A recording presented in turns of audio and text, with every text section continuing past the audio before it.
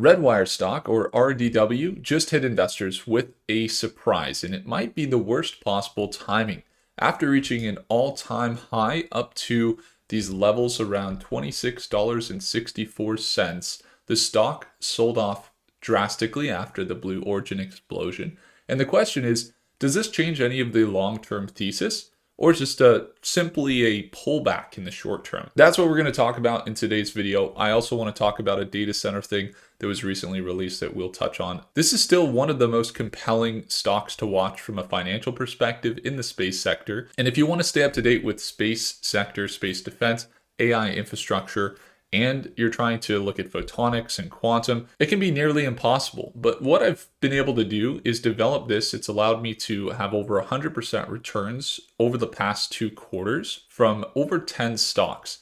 And we built this with Prophecy AI. You can get this exact research tool with the best models in the world, paired with the best financial data in the world, in the third link in the description below. And if you'd like to develop some systems inside your portfolio with me one-on-one and see how we can optimize what you have going on, have a look at the first link in the description to see if we can work together. So again, a surge up to $26.64. And today, apparently, we come out with some new dilution. RDW stock. Let's take a look at general news. You've got 500 million shares. The $500 million reason for a drop today, the stock seeing it drop 40% since May. And just for preface, we have been covering this stock for over a year now, since 2024. And even around this $4 and $5 range, we were looking at a fair value for this company between $12 to $15 a share. There's 3 steps we'll go through to analyze Redwire so you can get an idea. The first is going to be the market, going through the financials and the real world usage. Number 2, we'll go through the analysis that's going to touch on the financials, the technicals, and the fundamentals, the news.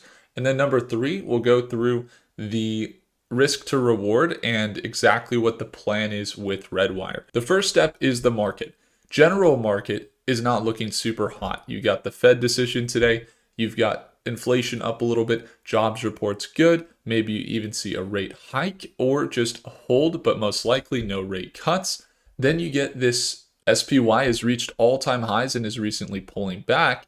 And that comes at a time where there could also be a massive catalyst for space tech, which is the SpaceX IPO coming this Friday. So what's going to happen is we're going to see a lot of volatility, and it is an uncertain time, high uncertainty in the space tech market. But to take a look at the market in general, you could see massive revenue increases across the space tech market. There's been billions and billions of dollars, now trillions of dollars in valuations.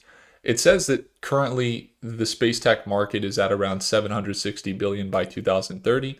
We could see that to be true, if not a little bit less than that currently. At 450 right now. And that makes sense. You look at SpaceX and some people say, well, what's up with the $1.7 trillion valuation? That's like 3 times larger than the space tech market as a whole. Well, SpaceX is primarily driven right now, at least by xAI, along with their Google contracts and their Starlink revenue that they're already seeing, which is kind of in the telecommunications world as well. So there's some things to look at. And defense markets, if you include all the defense markets, this is over $1 trillion industry currently. But just to look at the space tech market, it's growing tremendously. We see a lot of growth. On average, we're seeing growth of over 20% per year in the space tech market. And obviously in some tickers, over 100% over the last year. And when you look at the real world usage, it is pretty strong. We're looking at Redwire in that they have their technology in the Artemis space missions. They have real world revenues, 2.6 billion through 2028 in this contract they're a part of. They've also signed a $151 billion deal that they are a part of, not for the entirety, for space defense. There's a lot of smaller contracts related to defense along with the Golden Dome, 15 million here, 20 million there. There are some deals in the $100 million ranges. And you look at how they're launching their rockets, they're launching the technology up into space to support NASA and Artemis 2 missions, and just Space Dome in general, as well as drug discovery is another one. that they're developing drugs in zero gravity environments. When you look at the growth they've had, it's been significant in their revenues. So when you see this big, now getting into the news of seeing their dilution, it doesn't look so good. But when you look at their financials in general, they have over $1 billion in equity, and their income is currently over $100 million per quarter on average, right around 100, and that is almost half that of Rocket Lab, which means they're currently just at $3 billion market cap, and they're on track to do around $400 to $500 million per year, along with the balance sheet now of over 1.5 billion in assets. It could make a lot of sense for them to stabilize between 2 to 3, and with the premium of the space tech market, seeing them be around that 3 to 6 to $10 billion market cap if they do see some of those recent contracts actually show up. If you're looking at a projection right now of $30 a share to $50 a share, something like that, it's going to be based on number one, SpaceX IPO energy, and it won't probably be based on full integrity of their financials, or it's going to be based on number two, anticipating that their financials are going to massively improve with more revenues than 100 million a quarter as a result of all of the deals that they've announced in their press releases, which some would indicate that we should see them doing hundreds of millions of dollars in their income based on some of the revenue numbers from the contracts that they're signing in their news. However, not always have we seen that fully resonate. I remember it was a $2.7 or $2.6 billion deal that actually was at. I saw them sign it, and we didn't really see their revenue drastically increase. We did see them get up there for sure. I mean, their revenue is up over 57% per year, so they're growing for sure in the revenue standpoint. But the big impact from their contracts wasn't massive. That's one piece. All right, is the growth in the market, the news, the financials. It's not bad that they raised a little bit of money. You saw a dilution that basically if you owned 1%, you now own about 0.85% or something like that, because of the new issuance of shares, which is going to happen. You're going to see money raised, especially in the space tech market. Not a red flag, although it is coming at a very bad time, because if there's more volatility from the SpaceX IPO, obviously we're going to see things kind of sell down even more.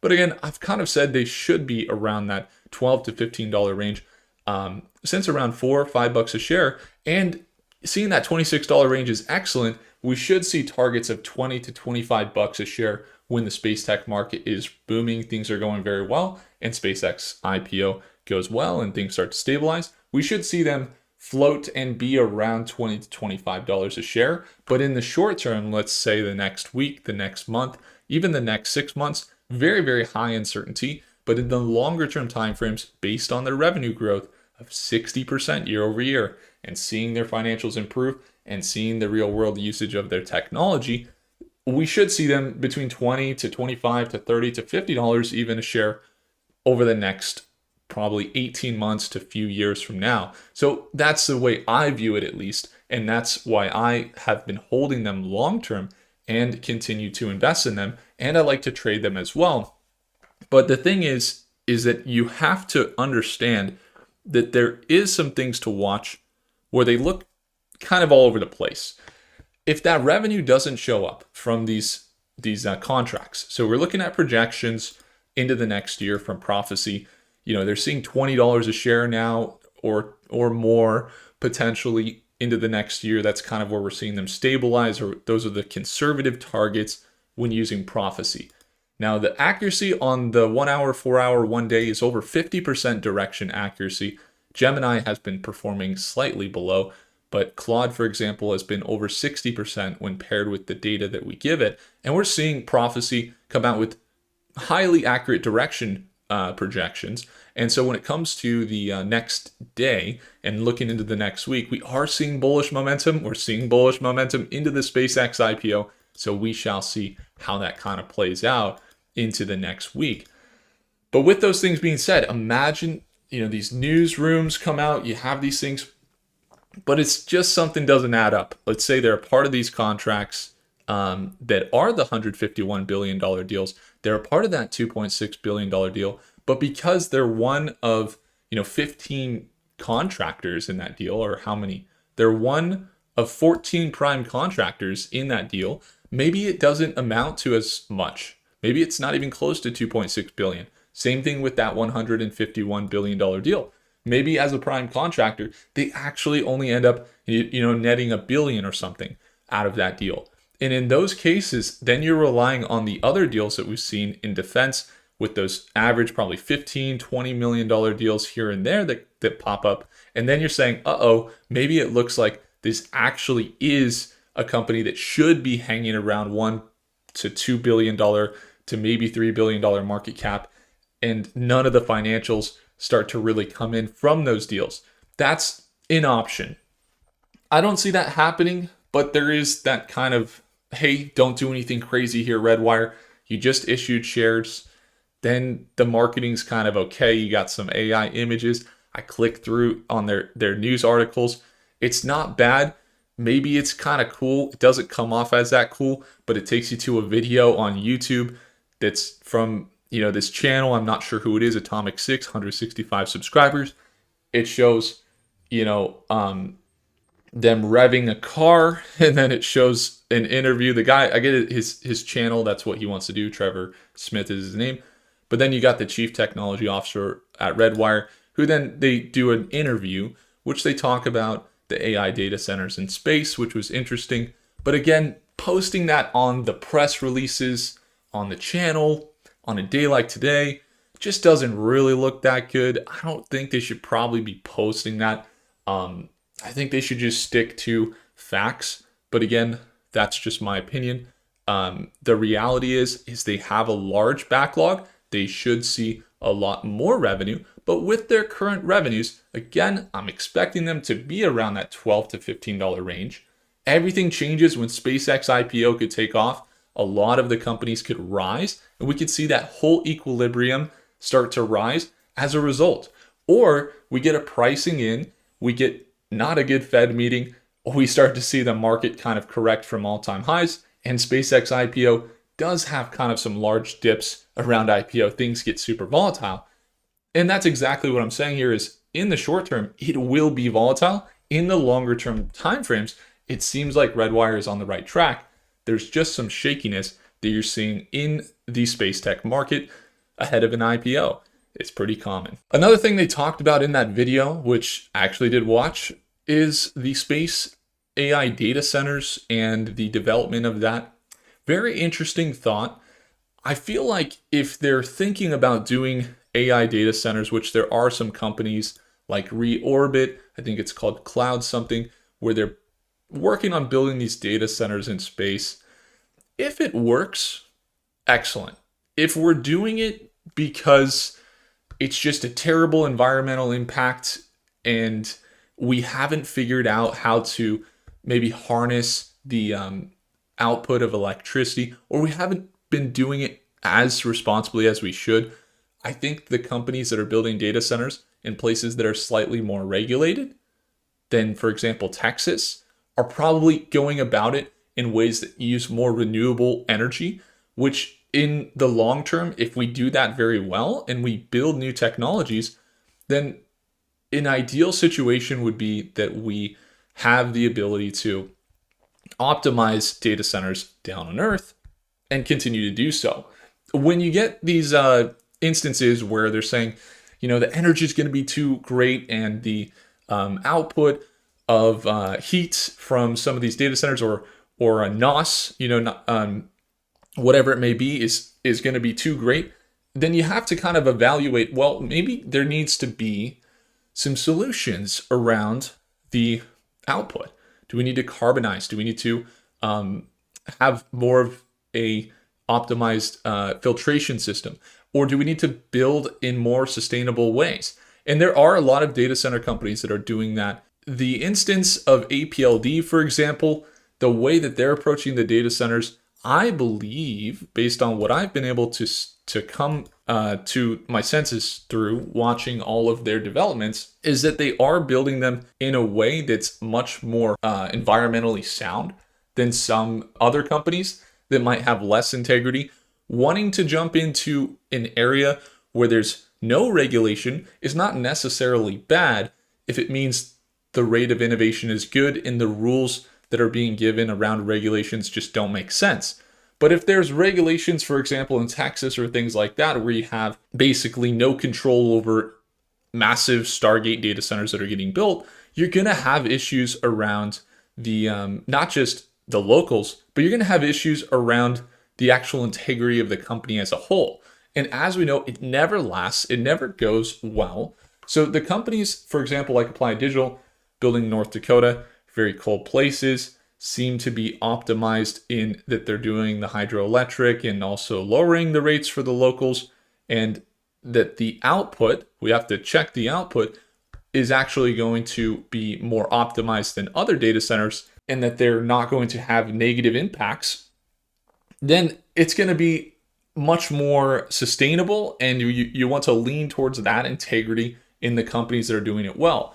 So if there is a conversation, again, I bring this up, I know it's a Redwire video, but if there is a conversation around, space data centers and, that's one of their focuses over at Redwire. You see some articles recently where they've kind of touched on that a little bit, and they have come out with some articles here and there around orbital data centers, power thermal management for scalable architectures, that if they were to build these massive data centers up in space, just to ensure, just reevaluating, looking at Redwire, are they operating out of integrity based on the earnings that have come out, based on some of the contracts that they've had, and how they're servicing U.S. government, space tech, the Golden Dome. When they've come out with these articles, it seems to be reflecting quite well in their financials. So what they say is actually showing up in the balance sheet. Is a way that they're operating good. It seems that they're operating good. I was looking at Redwire. The only negative thing I ever saw on Redwire, because their financials look so good, was actually their Glassdoor. I actually saw some people that were talking about pros and cons of working at Redwire. They had a relatively low rate. People were talking about upper management not being, favorable for things like that. They didn't really like working there. And that was the only thing that I thought. I thought, hey, it's important that people like working at the actual company. It's Glassdoor. How much weight can you put on it? Some of the Redwire ratings are at 4 stars, which is actually really good. The ones I saw were at 3.2. So these are just some of the factors to assess. But overall, financials looking excellent. The recent surge has been great, but the pullback is actually much expected. We got a previous resistance, so now getting into technicals at $14 a share to see them recover and get back up into 20 would be fairly bullish. Get them in this move, that's a 35% swing. I have a long-term position, and then I have a short-term, very, very small entry from this morning in our market live session, in our daily live trading session, where we're looking for a larger recovery. So I am anticipating a potential bounce here at this $14, $15 level, as Prophecy was projecting that today. And so we entered a small position. If it starts to reflect very, very accurately, we start to see that recovery, we may add if the opportunity presents itself. And if you'd ever like to tune on in to those daily live sessions, you'll notice it's in the second link in the description below. And I'll also send you a free t-shirt. Let me know your thoughts down below on Redwire. And when it comes to the projections and getting the best AI models paired with the best data in the world, you can get access in the third link in the description below. If I earned your thumbs up, hit the like button, do consider subscribing, and I'll see you in the next video. Take care.